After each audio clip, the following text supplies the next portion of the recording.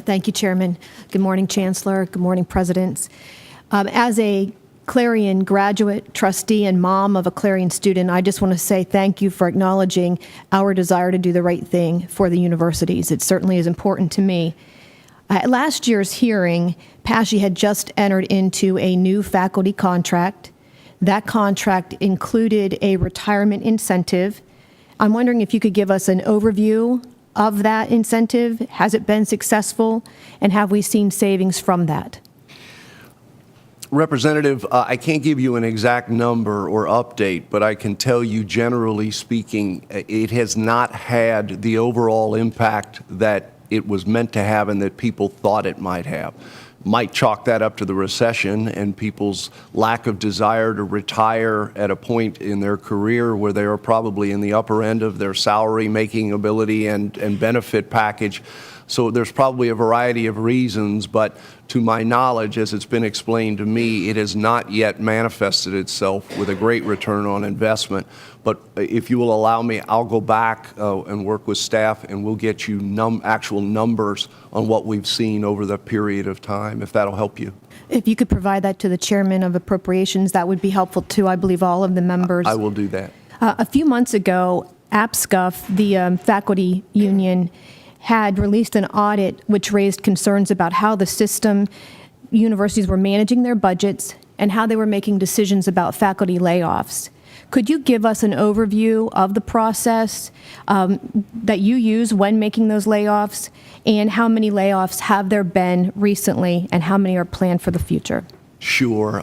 One of the issues that I walked into was the issue of retrenchment based on timing, and so had to quickly get up to speed on both the required process as laid out in the APSCUF contract and also, perhaps even more importantly, understand what stood behind it by way of program review, viability, sustainability, and whether or not some programs could be continued or not.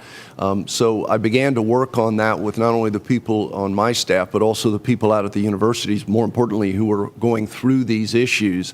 You've all no doubt read the accounts in the newspaper. I was, even when I was still in Florida, which were understandably full of very emotional rhetoric, because we're talking about human beings.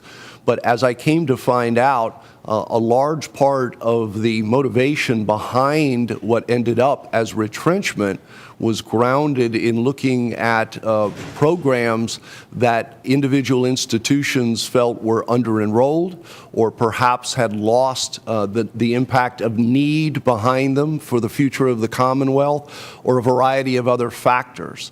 And so they went through a very laborious process, a little bit different at each university, depending on the personality of the university. But at the end of the day, after speaking with, listening to, and coming up with a plan of action, how could that university pare back, provide teach out to the students who were in those programs, and meet the requirements laid out in the contract of notification and, very importantly, alternative opportunity for those who were notified that their job may be lost as a result of the elimination of those academic programs. The number that I began to read about when I was still in Florida hovered well over 100 that were being considered. I'm going to turn around and look for the quick number if you'll indulge me 1 minute, but it ended up on a system side being 44. That reason is because people, as they committed to, were going to continue to look for alternatives to maintain programs if they really wanted to keep those programs and thought they should be continued. It also includes a net out of faculty members who have since found other placement within the university or within other universities in the state system, which is the opportunity called for in the contract. As a matter of fact, the contract provides for an actual 3-year window of opportunity for people who are impacted to, again, look for another commensurate position within the university or one in one of the other 13 state universities.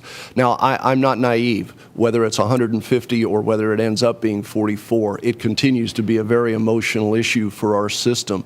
But having said that, I want to assure you, we as a system must continue to examine the program array at each of our 14 institutions. institutions.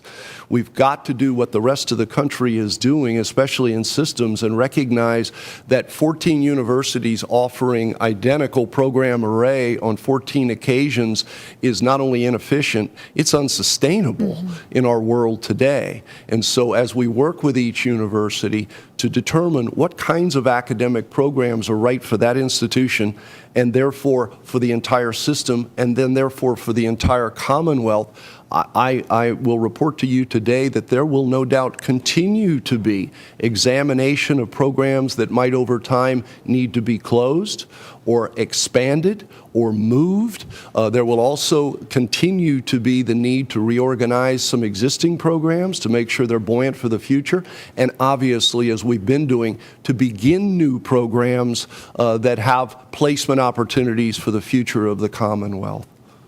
Thank you, Chancellor. We appreciate your leadership. Thank you, Chairman.